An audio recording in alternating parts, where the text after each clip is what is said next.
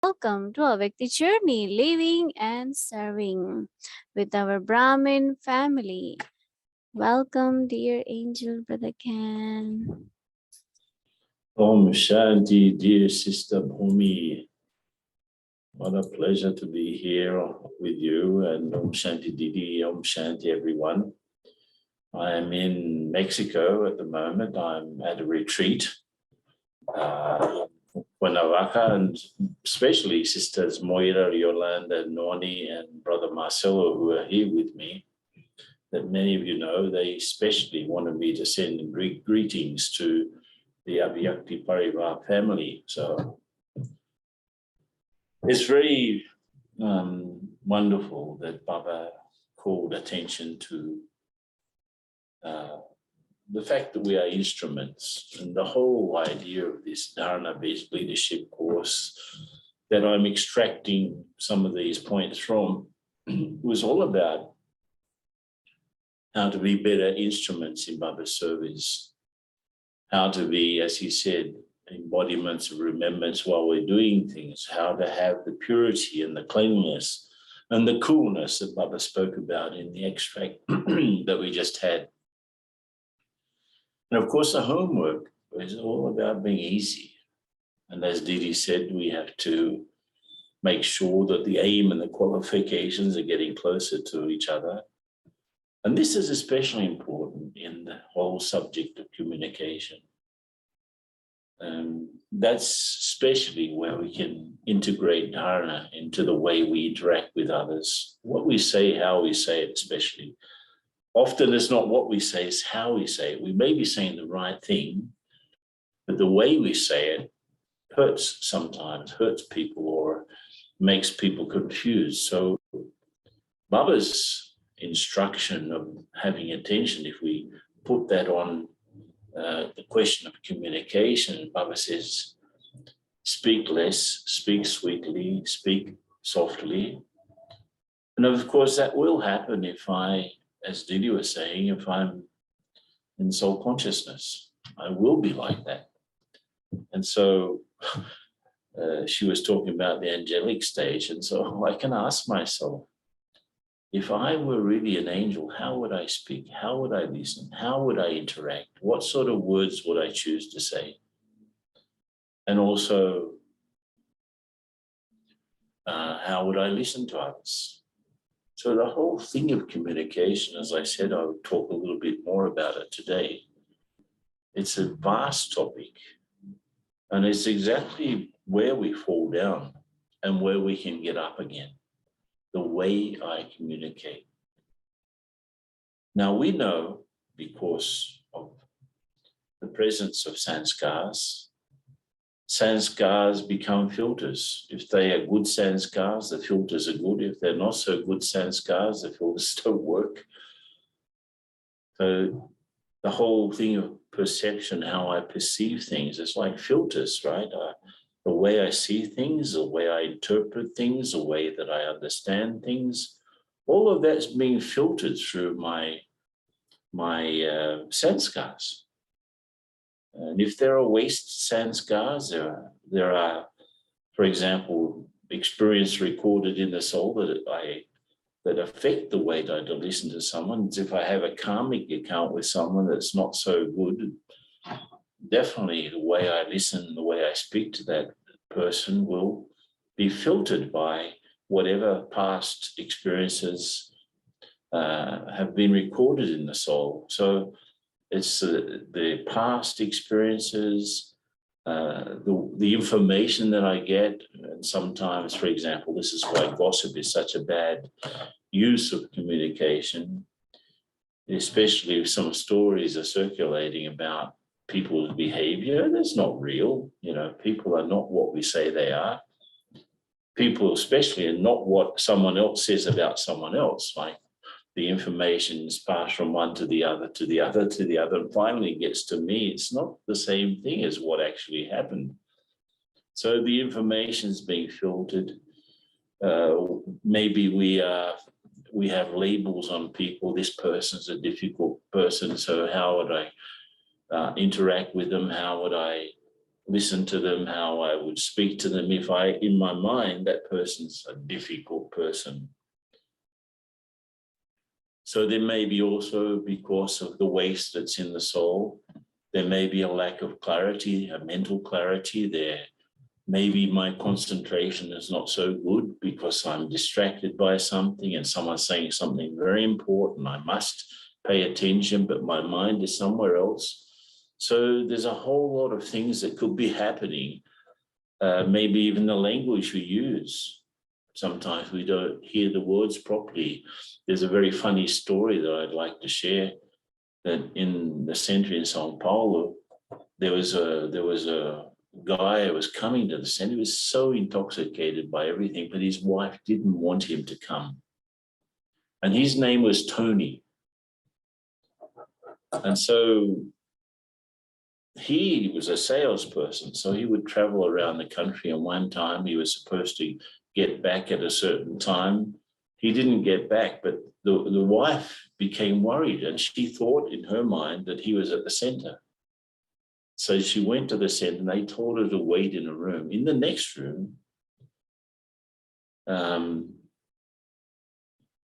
were two sisters making some toli or packing some toli.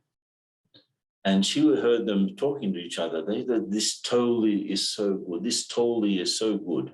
Now, in her mind, she didn't know what the word toli was. So she thought they were saying, "This Tony is so good. This Tony is so good." And what happened was when she would not listen to his explanation. He didn't come. He was completely innocent. But she just jumped on him. What are you doing in that center? They're talking about you all the time. But actually, they were talking about Toli, not Tony. So just the misunderstanding of one little word can create such havoc. So language is important. And I like this idea that Didi brought up about pausing. We can use the pause very well, especially when we're speaking. So before I speak, I check that my words are the most appropriate, that I'm not going to say more than I need to, that I'm going to be very respectful in the way that I say something. I need to have a pause before I open my mouth. And also when I hear something, before jumping to conclusions, let me pause, let me prepare my stage internally, and let me interpret what is being said in the best possible way. That's how we should communicate. So communication is about, I communicate to understand people, to understand where they're at, to understand what they're saying. I do not communicate for me to be understood only. Of course, it's good to be understood, but it's much better to understand. So I'm going to share with you something that's related to the Dharana-based leadership course. So I want to share my screen just a sec.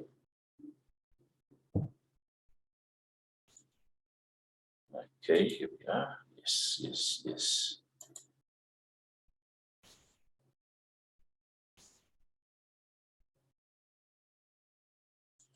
I was talking the other day about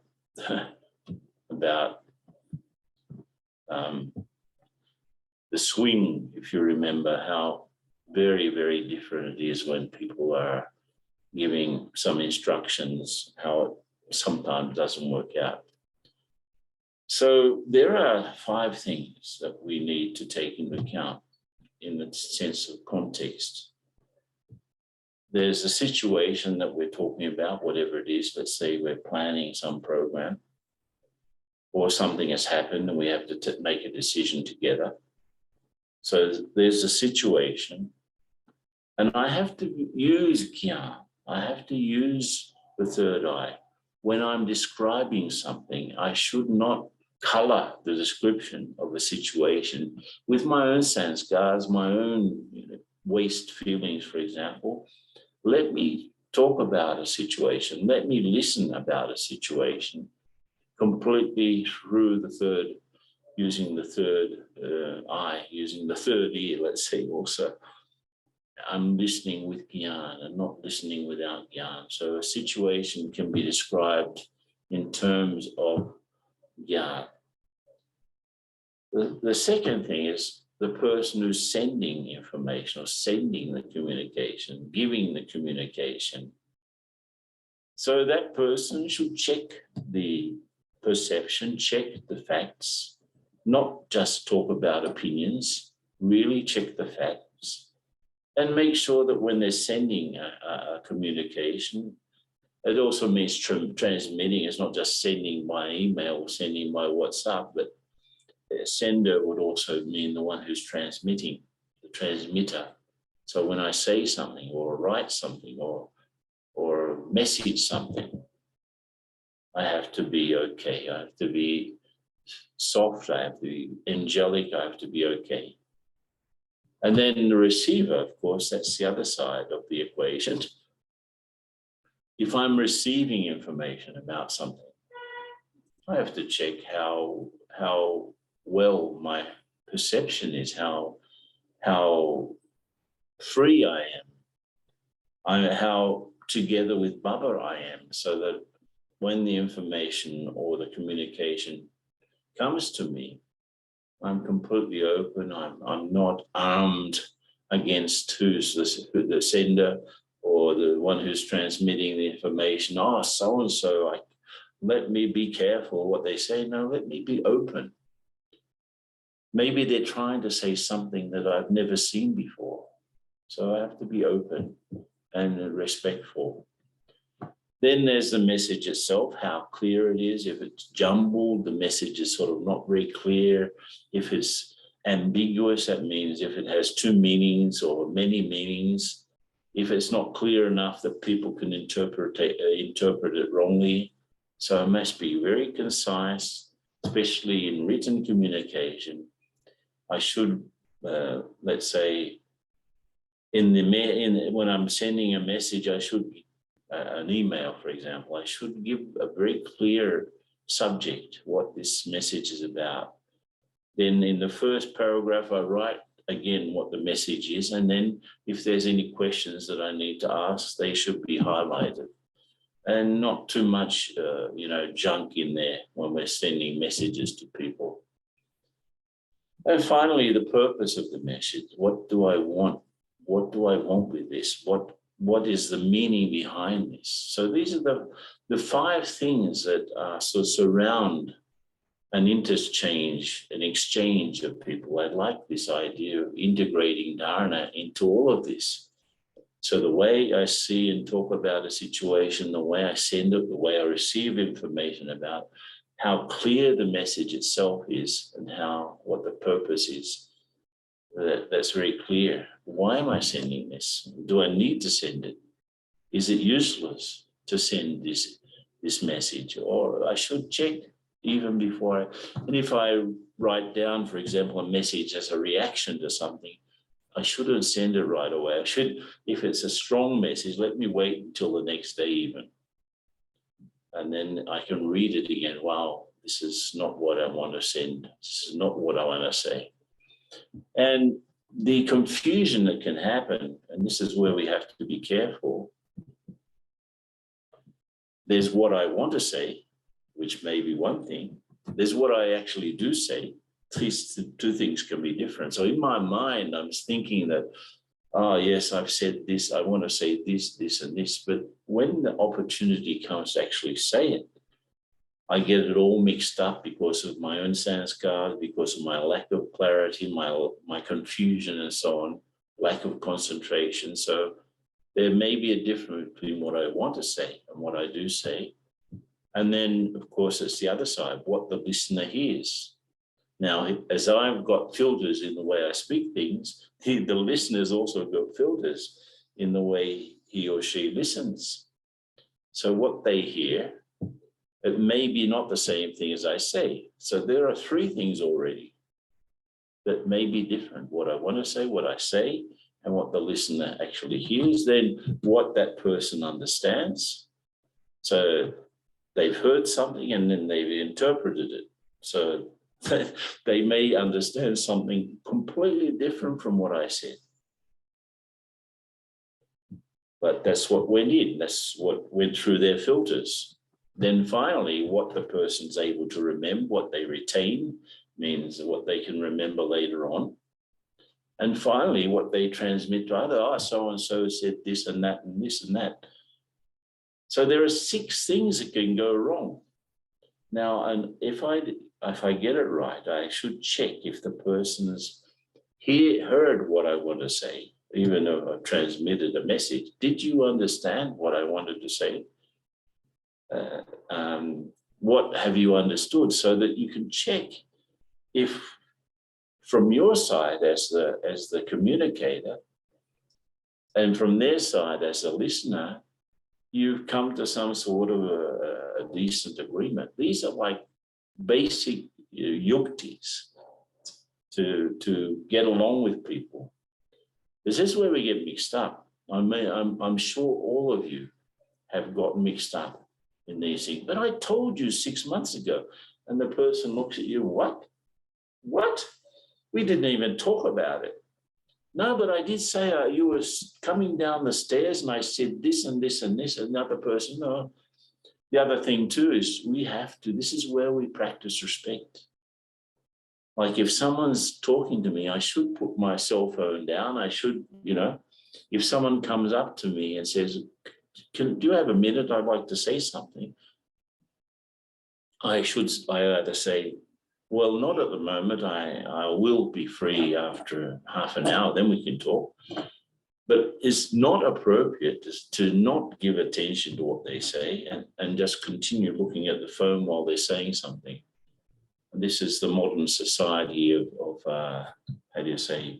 multitasking. And, we get it wrong.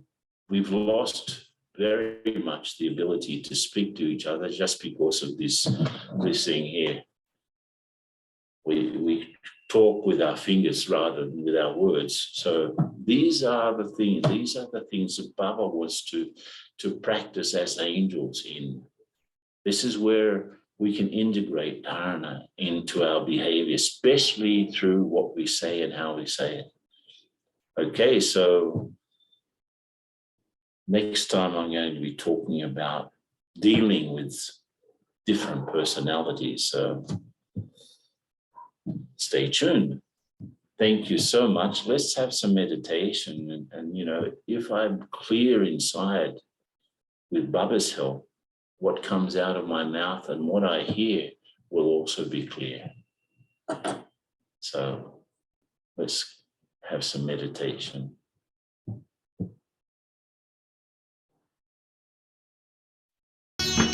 Everyone, Om Shanti.